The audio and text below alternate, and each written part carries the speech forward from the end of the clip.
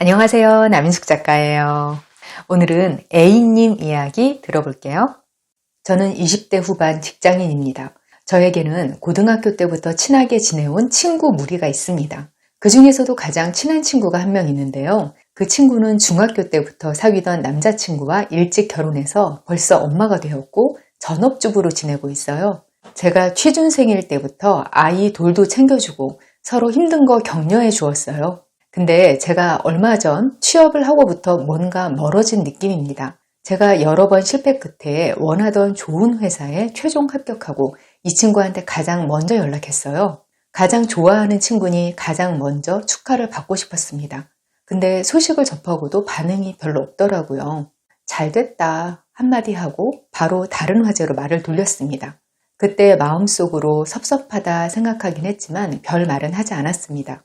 제가 만나자고 할 때마다 아이가 아프다거나 집안일이 있다거나 몸이 안 좋다고 해서 한없이 약속이 미뤄져요. 그런데 친구들 SNS를 보면 다른 친구들과 만난 사진이 올라와 있더라고요.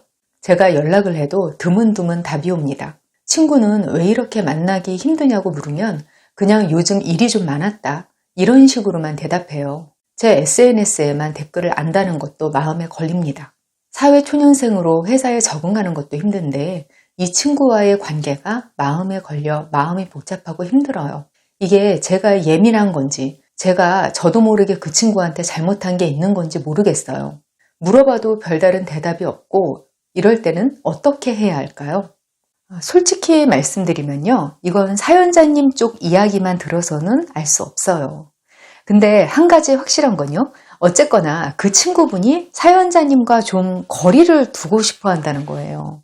뭔가 마음에 걸리는 일이 자꾸 반복해서 눈에 띄는 건 내가 예민해서 그런 게 보통 아니더라고요. 더군다나 사연자님이 왜 그러냐고 물어봤는데 별일 아니다. 이런 식으로 모호하게 대답했다고 했잖아요. 이건 별일이 있다는 뜻이에요. 그런 일이 정말 오해고 상대방이 계속 잘 지내고 싶은 마음이 있다면요. 보통 사람들은 그렇게 대충 뭉뚱그리고 넘어가지 않아요. 오해를 풀고 싶어서 시시콜콜 그 상황을 막 설명하려고 하죠. 만약 이 친구는 안 만나면서 다른 친구들은 만나서 사진 찍힌 상황이다. 이 상황을 사연자님이 걸려하는 것 같으면 땡땡이하고 쏙쏙이가 우리 집 근처에서 일이 있어서 만났다가 나한테 연락했다. 원래는 애 때문에 나가기가 힘든데 마침 얘네들이 어린이집 하원 시간 되기 1시간 전에 연락한 거라 시간이 맞았다. 그렇게 해서 잠깐 보고 헤어진 거다. 뭐 이런 식으로 상황을 설명하면서 안간힘을 다해서 오해를 풀려고 해요. 왜냐면 억울하잖아요. 이건 상대방하고 막 친한 관계가 아니라도 이러는 게 인지상정이에요. 누가 상대방이 내 의도를 곡해하는 걸 그냥 두고 보고 싶겠어요. 근데 그걸 성의 있게 설명하려고 들지 않고 그냥 대충 넘기는 건요. 당신하고 길게 대화하고 싶지 않다. 그리고 이 마음을 당신이 눈치껏 알아줬으면 좋겠다. 이런 뜻이에요. 두 번째로 또 비슷하고 전형적인 손절 신호가 연락 잘 안 하고 안 받아주는 거죠. 아예 연락이 안 되면 너무 극단적이니까 드문드문 연락하면서 상대방이 눈치채기를 바라는 거예요. 또 세 번째로 상대방하고 멀어지고 싶을 때 돈 쓰는 패턴이 달라지더라고요. 이건 딱 이거다 할 수 없는 게 사람마다 양상이 좀 달라요. 어떤 사람은 갑자기 만나서 돈을 너무 안 쓰려고 해요. 원래 밥값이나 차값이나 n분의 1 하던 사이인데 너무 싼 곳만 가려고 하고 자리 옮겨서 추가로 돈 안 쓰려고 하고 멀어지려고 생각하고 있으니까 이 사람하고 돈과 시간을 쓰기가 싫어지는 거죠. 또 반대로 평소하고 다르게 이상하게 돈을 더 쓰는 경우도 있어요. 이건 이제 안 볼 생각하면서 죄책감 때문에 그러는 거예요. 그렇다면 가까운 사람이 이런 신호를 보낼 때 어떻게 해야 할까요? 사연자님이 앞으로 어떻게 하셔야 할지 앞으로의 일을 좀 정리해 드릴게요. 첫 번째, 오는 사람 안 맞고 가는 사람 안 붙잡는다. 이렇게 생각을 바꿔보세요.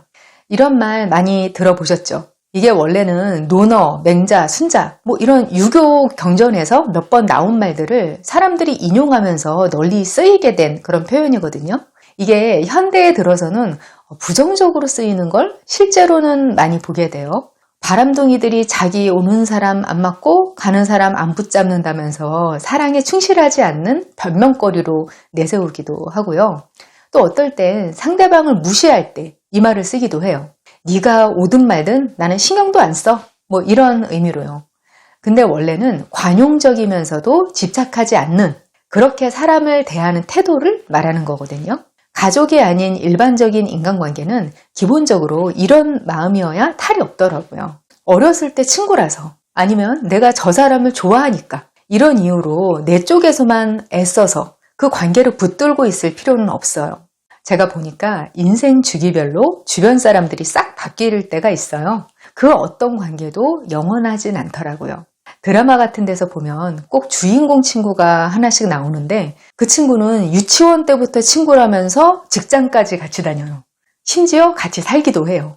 그리고 그 우정이 너무 굳건해서 남은 평생 계속될 걸로 보이죠. 근데 그런 친구 관계는 드라마에 나오는 잘생기고 키 크고 똑똑하고 재벌 3세인 주인공 수준으로 비현실적인 거예요.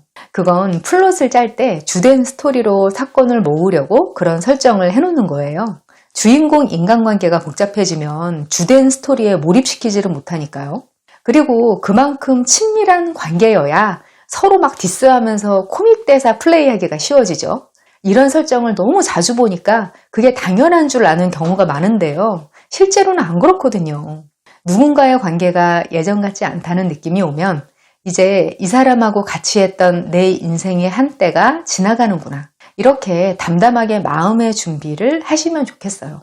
두 번째, 내 잘못이 아니다 라고 생각하세요. 이런 일이 생기면 많은 분들이 내가 뭘 잘못했나? 이렇게 원인을 찾아요.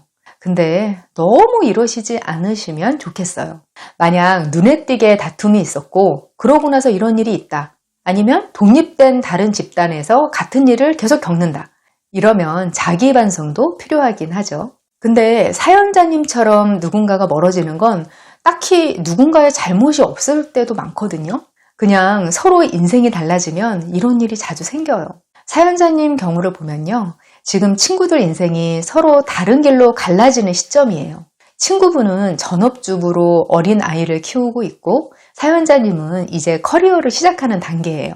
제가 아이를 키우면서 보니까 아이가 어릴 때는 엄마로서 마음이 불안정하기 쉽거든요. 아이는 너무 예쁘고 사랑스러운데 그 아이가 어느 정도 클 때까지 손발이 묶이는 감금 생활에 가까운 생활을 해야 돼요. 원래 출산하고 나면 호르몬이 불균형해져서 우울증도 잘 오고요. 거기에 커리어까지 끊기면 굉장히 불안하고 자존감도 많이 떨어져요. 사연자님이 취직하기 전에는 서로 불안정한 과도기니까 같이 위로하면서 사이가 좋았을 수 있어요.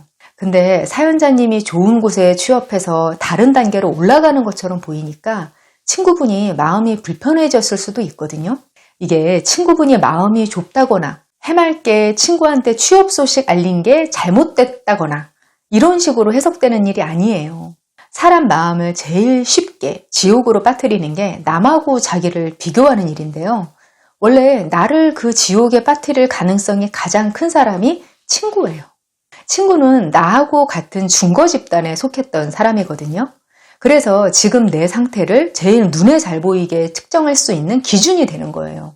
그 친구분이 카일리 제너가 나하고 동갑인데 재산이 8천억이야. 이러면서 자괴감을 느끼지는 않을 거거든요. 근데 나하고 비슷했던 A는 이제 좋은 회사에서 잘 나가는 인생 시작인데 나는 뭐지? 이런 생각을 하게 되기는 쉬워요.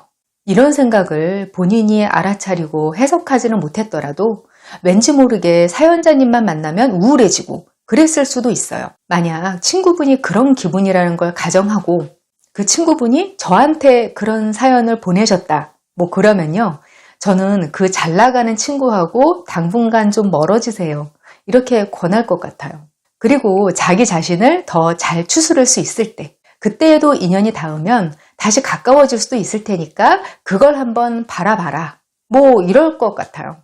사연자님 친구분이 꼭 이렇다는 게 아니라 사람 관계는 누구 잘못이 아니라도 서로 멀어지는 게 나을 때도 있는 거거든요. 지금 사회의 첫발을 내딛고 집중하고 살아야 하는데 억지로 이어붙이려고 하지 마시고 마음을 더 편하게 가지시면 좋겠어요. 세 번째, 말과 행동의 범위를 줄여보세요. 이건 사연자님이 같은 일을 자꾸 반복해서 겪는 경우일 때를 가정에서 드리는 말씀이에요. 만약 지인들한테 이런 식으로 손절당하는 일이 너무 자주 일어난다 이러면요, 이건 사연자님이 타인의 감정을 읽어내는 게 서툰 사람이라는 뜻이거든요. 딱 본인이 인지하는 사건도 없는데 왜 그러는지도 모르게 손절당한다? 되게 이런 건 대놓고 따질 만큼 뚜렷한 잘못이 있는 건 아닌데 평상시 말과 행동에서 은근히 기분 나쁘게 하는 습관이 있는 거예요. 아마 한 번으로 그런 건 아니고 상대방 입장에서는 여러 번 참았을 거예요. 이런 분들이 성격이 좋은 쪽으로 풀리면 참 시원시원하고 재미있을 수 있는데 상대방 기분을 직관적으로 이해하고 배려하는 능력이 부족해요.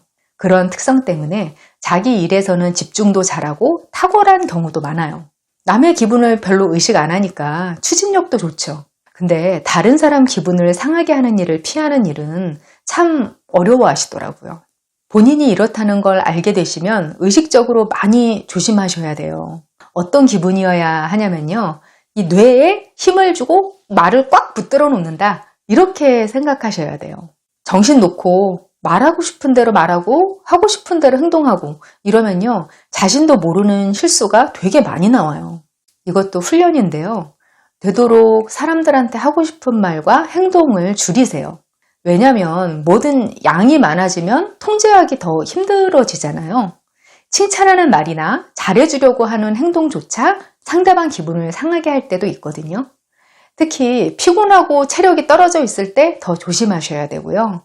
그런 상태에서는 차라리 사람 안 만나고 혼자 계시기를 권하고 싶어요.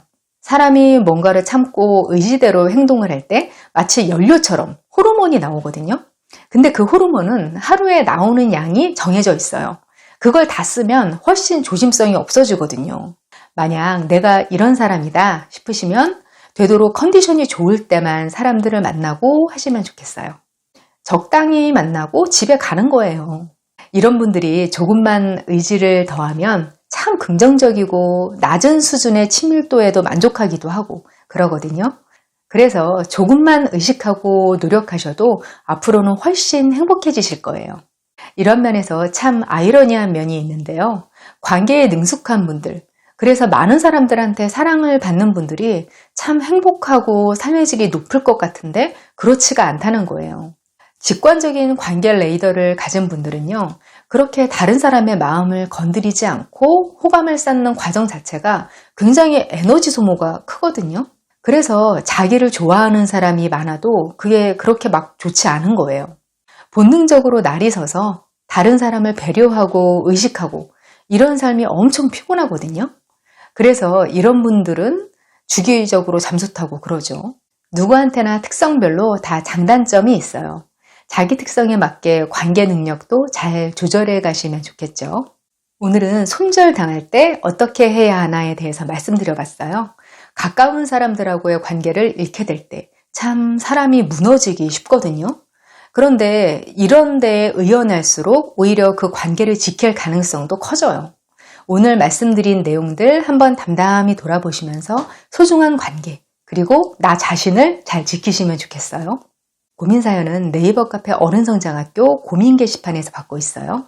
저는 다음 이 시간에도 여기서 다시 만나요. 기다릴게요.